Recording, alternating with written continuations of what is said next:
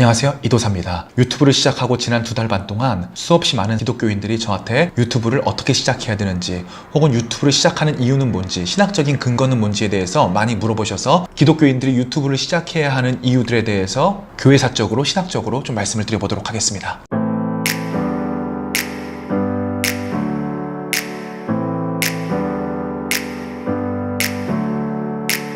Never up, never down, never like a theme in a song, clever.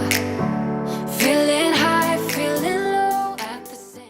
여러분, 기독교는 일정한 도덕적인 행동에 대해서 강요하는 종교가 아니라 이미 일어난 사실, 하나님께서 천지를 창조하셨고 인간이 죄를 지었으며 하나님께서 인간의 죄를 회복하시기 위해 어떤 노력을 기울이셔 왔는지, 그리고 예수 그리스도께서 이 땅에 태어나셔서 우리를 위해 죽으시고 부활하시고 다시 오시고 성령이 우리 가운데 오심으로 우리의 삶이 하나님과 가까워지면 가까워질수록 어떠한 방식으로 변화해 가는지에 대해서 이야기를 한단 말이에요. 우리가 성경을 읽을 때 이러한 방식으로 행동하면 이렇게 되는구나, 이렇게 읽어야 되는 것이 아니라 우리가 하나님과 가까워지고 하나님과의 사이가 깊어지고 영성이 성숙되면 우리가 어떠한 방식으로 변화해져 가는가에 대해서 보는 거거든요. 이건 너무 어려운 얘기라 지금 여기서 설명을 드릴 수가 없고, 제가 나중에 좀 시간을 많이 할애해서 얘기를 하도록 할게요. 제가 이 얘기를 왜 먼저 드리냐면요, 우리 기독교라는 것은 어떠한 원리가 있고 이 원리가 우리의 삶과 환경에 맞춰서 표현되는 방식을 계속적으로 설명을 하거든요. 그러니까 전통이라는 것을 우리가 흔히 많이 착각을 하는 게, 전통을 진리라고 착각하는 경우들이 굉장히 많아요. 여러분,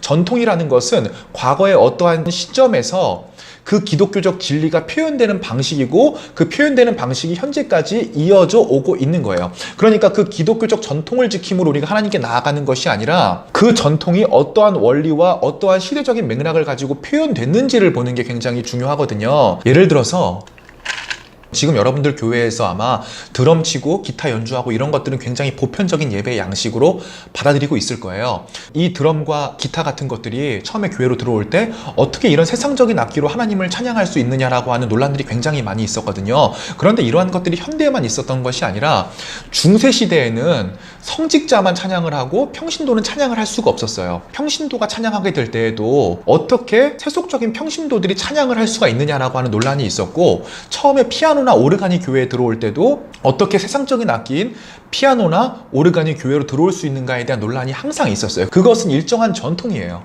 전통을 자꾸 진리로 착각하는 와중에 우리가 있다라는 것이죠. 제가 이 얘기를 왜 드리냐면요, 여러분, 유튜브라는 것은 하나의 패러다임의 변화에 불과해요. 그런데 저에게도 아직도 그렇게 얘기하시는 분이 있으세요.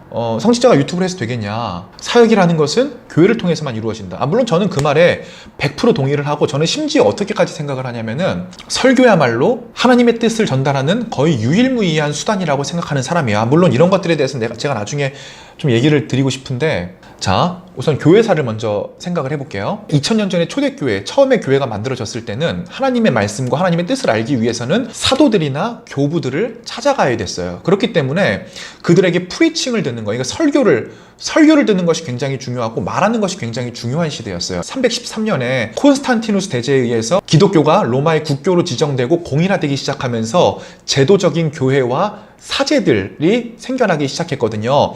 그때부터는 어디 가면 하나님의 말씀을 들을 수 있었냐면 교회를 찾아가야 됐어요.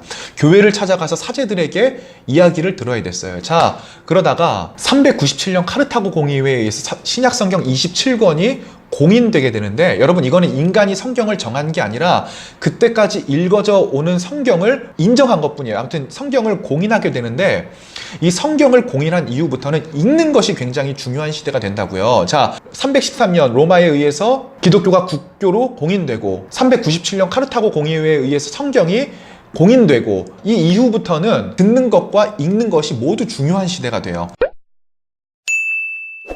1450년경이 되면 구텐베르크에 의해서 인쇄술이 발달해서 성직자들의 고유 권한이었던 이 성경이 많은 사람들이 읽을 수 있도록 굉장히 퍼져나가게 되고, 심지어는 종교개혁 이전에 이 성경이 다른 나라의 언어들로 번역되기 시작하면서 굉장히 보편화되고 그 시대가 지금까지 이어져 오고 있는 거거든요. 이 시대에서 중요한 거는 보급된 성경을 어떻게 읽느냐 하는 것이 굉장히 중요해요. 자, 여러분 잘 이해가 되셨죠? 처음에 교회가 생겨나기 시작했을 때, 즉 2000년 전에는 말하는 거 듣는 것이 굉장히 중요한 시대였어요. 시대였어요. 그러다가 기독교가 국교가 되고 공인되기 시작하고 또 인쇄술이 발달하는 1500년의 기간은 말하는 것과 듣는 것과 읽는 것이 중요한 시대가 됐다고요. 그런데 여러분, 요즘에는 패러다임이 완전히 변화됐어요.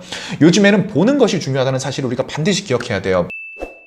그래서 2달 전까지의 저만 해도 그 옛날 패러다임에 갇혀 있는 거예요. 제가 굉장히 중요하게 생각하는 것은 성경을 읽는 것, 올바로 관찰하는 것, 그리고 그 관찰한 것을 바탕으로 내 삶에 적용시키는 것, 이 쓰는 거, 또 설교할 때 잘 듣는 거. 영상 세대가 시작된 패러다임이다 보니까 이 친구들이 오랫동안 듣는 거, 읽는 거, 쓰는 거에 익숙하지가 못하다고요. 이런 사태는 앞으로 더욱더 심화될 거예요. 그래서 제가 막상 유튜브 세계에 발을 들여놓고 나니까 그들이 더 잘 듣고 더 잘 읽고 더 잘 쓸 수 있도록 그 중간적인 교량으로 영상이라는 작업이 분명히 필요하구나라는 사실을 인식하게 됐어요. 유튜브라는 것은, 영상이라는 것은 브릿지의 역할을 해야 된다고 생각을 해요. 읽는 시대가 왔다고 설교랑 듣는 게 없어졌나요? 아니요. 중요해져요. 보는 시대가 왔다고 말하고 듣고 읽는 것이 없어질 것이냐? 아니요. 저는 더 중요해진다고 생각합니다. 왜냐하면 진짜 중요한 정보와 지식은 강의 혹은 책으로밖에 전달될 수 없는 부분들이 있어요. 이 영상으로 전달될 수 없는 부분들이 굉장히 많이 있거든요. 제가 지금 가지고 있는 생각은 영상 세대에게 가까이 다가가기 위해서